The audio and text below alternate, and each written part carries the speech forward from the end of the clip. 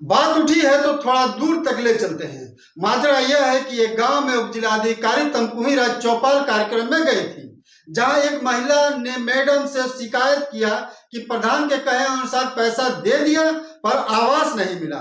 थोड़ी देर के लिए दबी मुस्कान, फिर हल्के ठहाकों के साथ इस बात को यूं ही उड़ा दिया जाता है और कार्रवाई के नाम पर प्रधान से सिर्फ यह पूछा जाता है क्या मामला है, तो प्रधान जी यह कह देते हैं सब कुछ अभी प्रोसेस में है। पर वहां चल रहे मीडिया प्रोसेस इस मामले को अखबारों में जगह दे देते हैं। सवाल यह है कि उप जिलाधिकारी का तो एक तरह से तहसील का सर्वोच्च पद होता है, ऐसे में कोई सामने से आकर ऐसे गंभीर आरोप लगाता है तो उसकी जांच भी होनी चाहिए। वह समान सी हंसी सरकार के नीतियों पर चूना फेरने जैसी रही होगी।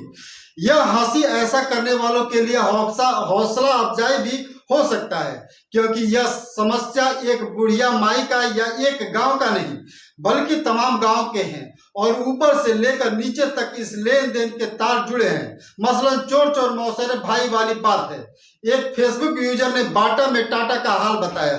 सरकार पारदर्शिता लाने के लिए लाभार्थियों के खाते में सीधे पैसा डालने का काम कर रही है, पर जो ऐसे जिम्मेदारों के जेब में पैसा नहीं डालते उनके नाम ही लिस्ट से गायब हो जाते हैं। फिर सरकार पैसा कहां भेजेगी? हमने इस संबंध में अपने पेज से एक सवाल रखा था कि यह रीति सभी गांव में है क्या? तो जवाब जो मिल रहे हैं हैरान करने वाले तो नहीं पर आंखें खोलने वाली हैं।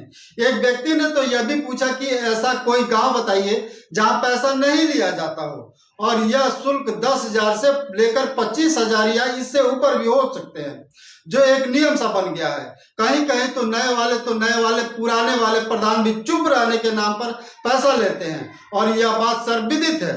उपरोक्त मामला तमकुही तहसील के सिंदुरिया गांव का है, जहां मंगलवार को कंकाली देवी मंदिर परिसर में एसडीएम आकांक्षा मिश्रा चौपाल में शामिल होने पहुंची थी, जहां राबड़ी देवी नाम की बुजुर्ग महिला ने यह आरोप लगाया तो माहौल गंभीर होने के बजाय ठहाकों में तब्दील हो गया। यह हंसी उस महिला के बेवकूफी के लिए था या अधिकारियों के चालाकी के लिए या सरकार को चिढ़ाने के लिए या कहें तो आवाज को दबाने के लिए खबर को पढ़ने वाले अलग अलग अभिव्यक्ति व्यक्त कर रहे हैं। एक तरह से देखा जाए तो यह घटनाक्रम केवल बुजुर्ग के आंसुओं या दर्द से संबंध नहीं रखता, सरकारी योजनाओं के पारदर्शिता और क्रियान्वयन पर ही सवाल खड़े करते हैं। आपका बहुत बहुत